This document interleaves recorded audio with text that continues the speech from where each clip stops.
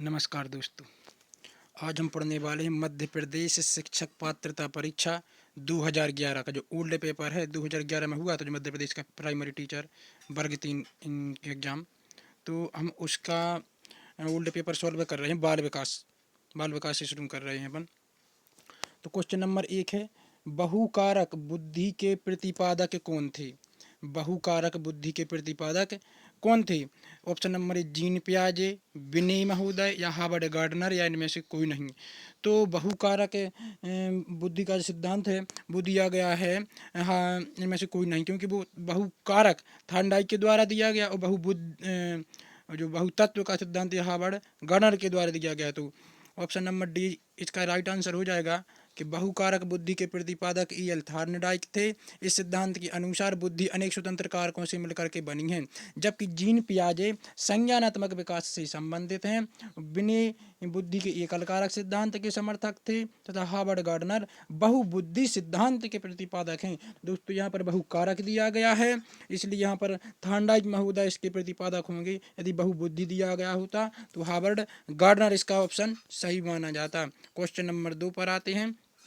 वह मनोवैज्ञानिक जिसने कहा कि बुद्धि वह क्षमता है जो हमें वातावरण में समायोजित करना सिखाती है, तो ये किसने कहा था? तो इसका राइट आंसर हो जाएगा जीन पियाजे। जीन पियाजे महोदय ने कहा था कि बुद्धि वह क्षमता है जो हमें अपने वातावरण में समायोजित करना सिखाती है।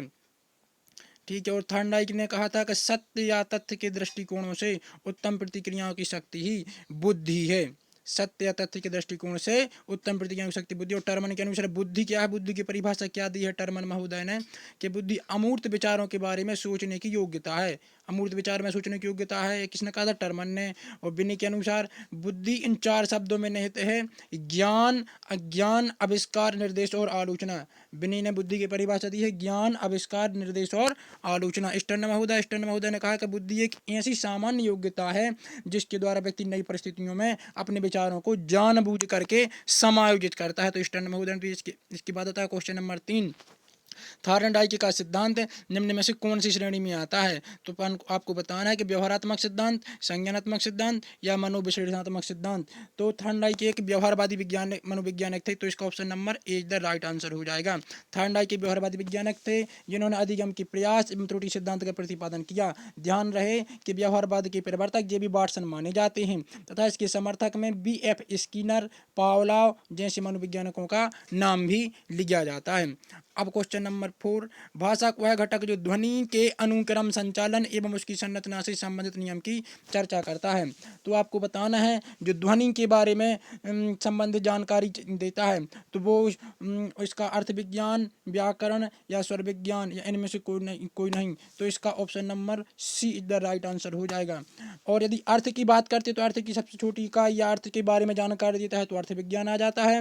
इसमें ध्वनि यानी स्वरों की बात करी गई है, तो इसमें ऑप्शन नंबर सी इसका राइट आंसर हो जाएगा।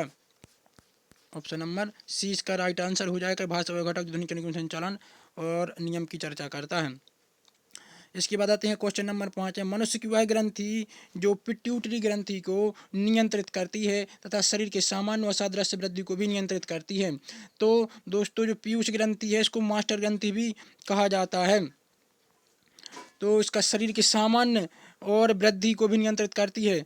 तो इसमें से कोई नहीं, क्योंकि पिट्यूटरी ग्रंथि को नियंत्रित करने वाली मनुष्य की वह ग्रंथि जो पिट्यूटरी ग्रंथि को नियंत्रित करती है तथा शरीर के सामान्य व सादृश्य वृद्धि को भी नियंत्रित करती है, हाइपोथैलेमस कहलाती है, जो कि ऑप्शन में नहीं दिया गया है। और जो मनुष्य के मस्तिष्क में पाई जाती है, यह एक हार्मोन जारी करता है तथा शरीर के तापमान को विनियमित करने में मदद करता है। कौन नियंत्रण रखता है शरीर के तापमान पर? तो हाइपोथैलेमस ग्रंथि है। यह शरीर के तापमान, भूख, प्यास इस पर नियंत्रण रखती है, हाइपोथैलेमस। इनमें से कौन सी विशेषता भावनात्मक विकास से जुड़ी हुई नहीं? आपको बताना है कि भावनात्मक विकास से कौन सी विशेषता जुड़ी हुई नहीं है।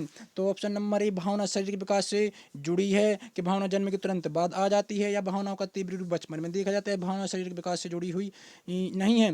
तो भावना है जो भावना, इसका ऑप्शन नंबर डी, क्योंकि जो शरीर के विकास से भावना नहीं जुड़ी हुई होती हैं, क्योंकि संवेगों के उदय होने पर अस्थायी शारीरिक परिवर्तन हो जाते हैं। ये परिवर्तन दो प्रकार के हो सकते हैं, तो आंतरिक परिवर्तन और बाह्य परिवर्तन।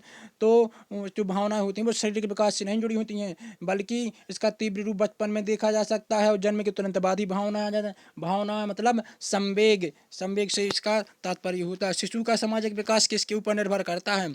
आपको बताना है कि जो शिशु का जो सामाजिक विकास है किसके ऊपर निर्भर करता है?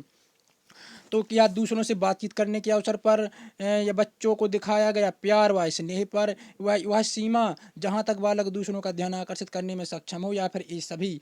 तो इसका राइट आंसर हो जाएगा दूसरों से बातचीत करने पर। सामाजिक विकास जब एक दूसरे से परस्पर मेल जोल होगा, वार्तालाप करेंगे, तभी तो सामाजिक विकास होगा।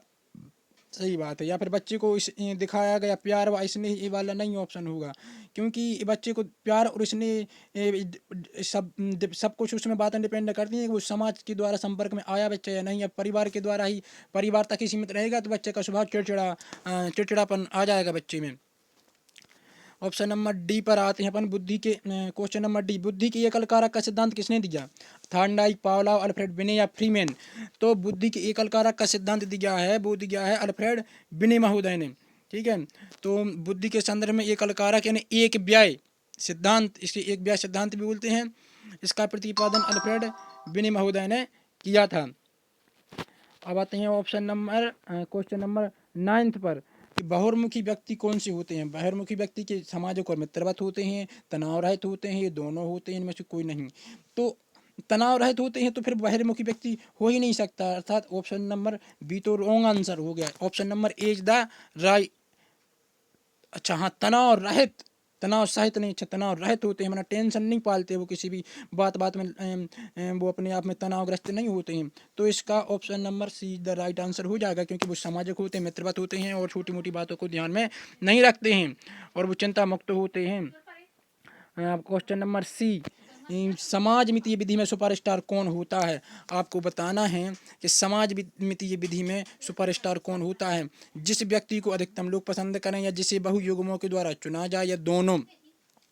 तो इसका राइट आंसर हो जाएगा कि जिस व्यक्ति को अधिकतम लोग पसंद करें वही सुपरस्टार होता है। सुपरस्टार मतलब जिसे ज़्यादा लोग पसंद करें। सही बात है। तो सामाजिक पैमाने की वह विधि समाजमिति विधि के अनुसार सुपरस्टार अतिमानव कहा जाता है। सुपरस्टार को इन्होंने क्या बोला है? अतिमानव कहा जाता है, जिसे ज़्यादा से ज़्यादा लोगों के द्वारा पसंद किया जाता है। एक समूह की संरचना का अध्ययन करने और उस समूह के प्रत्येक व्यक्ति के पारस्परिक सामाजिक संबंधों की स्थिति को मापने की तकनीक को समाजमिति विधि के रूप में माना जाता है। तो आज हमने क्वेश्चन नंबर 10 तक सॉल्व किए हैं। धन्यवाद। लाइक एंड सब्सक्राइब करें यदि वीडियो अच्छा लगे तो। यदि आपका प्यार मिलता है तो हम इसी तरह के आगे वीडियो बनाएंगे। जय हिंद।